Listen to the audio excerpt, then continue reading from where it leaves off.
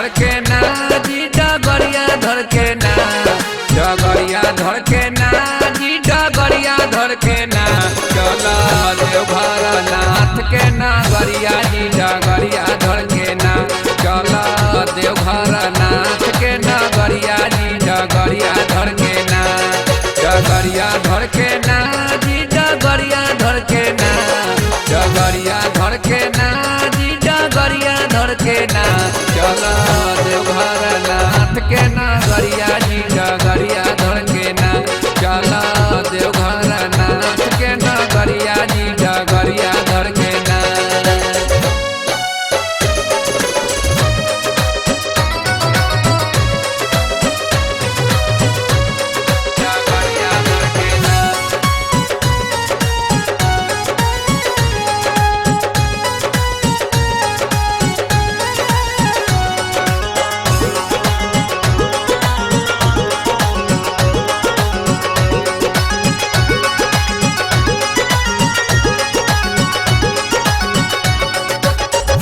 बोल बम बोलत चल नेहिया लगा के, बाबा भोलेनाथ जी के चरण मना के।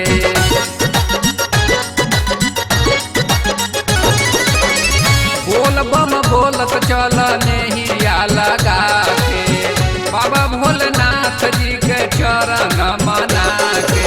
कमरिया बन के ना जी कमरिया बन के ना, कमरिया बन के ना जी कमरिया बन के ना, चला देवघर नाथ के नगरिया जी कमरिया बन के ना, चला देवघर नाथ के नगरिया जी कमरिया बन के ना।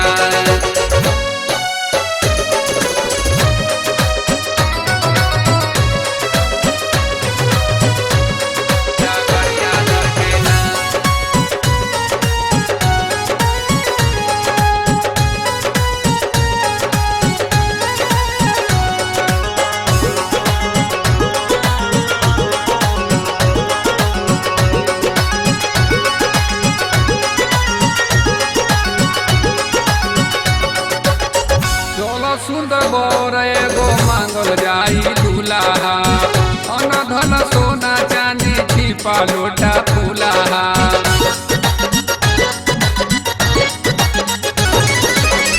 चलो सुंदर बर एगो मांगल जाई दूल्हा, अन धन सोना चांदी छिपा लोटा फूलाहा। पुजरिया बन के ना जी पुजरिया बन के ना, पुजरिया बन के ना जी पुजरिया बन के ना, चला देवघर नाथ के नगरिया जी पुजरिया बन के ना, चला देवघर नाथ के नगरिया जी पुजरिया बन के ना।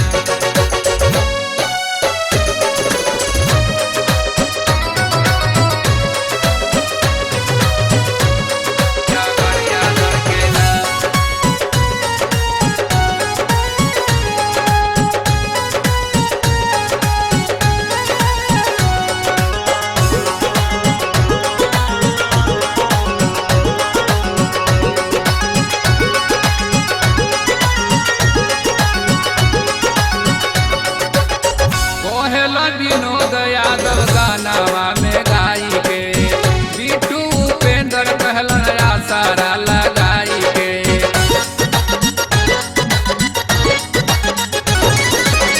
कहलन विनोद यादव गानावा में गाई के, बिट्टू उपेंद्र कहलन आसारा लगाई के। कमरिया बन के ना जी कमरिया बन के ना, कमरिया बन के ना जी कमरिया बन के ना, चला देवघर नाथ के नगरिया जी कमरिया बन के ना, चला देवघर नाथ के नगरिया जी कमरिया बन के ना। डगरिया धर के ना जी डगरिया धर के ना, डगरिया धर के ना जी डगरिया धर के ना, चला देवघर नाथ के नगरिया जी डगरिया धर के ना, चला देवघर नाथ के नगरिया जी डगरिया धर के ना। अगर आप भी चाहते हैं कि सपना कैसेट की वीडियो सबसे पहले आप तक पहुंचे, तो लाल बटन को दबा के चैनल को सब्सक्राइब जरूर करें और साथ में बेल आइकन को दबाना ना भूलें। सपना रिकॉर्डिंग स्टूडियो।